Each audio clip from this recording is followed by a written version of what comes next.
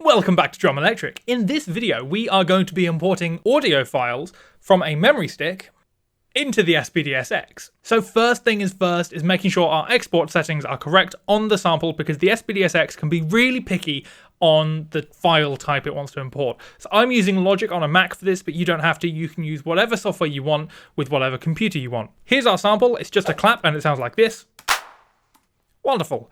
What I'm going to do is I'm just going to put the loop marks around it so it's all in the same place. I'm going to hit the bounce button and I'm going to make sure it's a WAV in 16-bit 44.1, because like I said, the SPD-SX is really picky about that. So once you've done that, hit OK, export it to your memory stick, and you should be good to go. Now the next step is making sure the memory stick is in the right format, because again, the SPD-SX is just really fussy. So this needs to be in MS-DOS or FAT32 as it's more commonly known.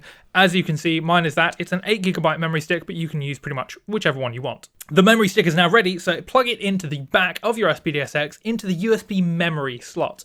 Once you're there, it's really easy to import.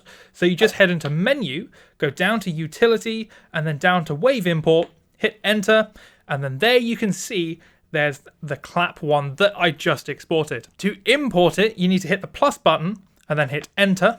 So if you have multiple samples, you can just tick the ones that you want to import. Once you've hit enter, it'll come up with this menu, and this menu is basically asking whereabouts do you want to import it. So in my case, it's kit 36, which is the one that I was on. And then I'm just going to import it. Let's go on pad 1, 2, 3, 4, 5. Pad 5, hit enter, it'll load.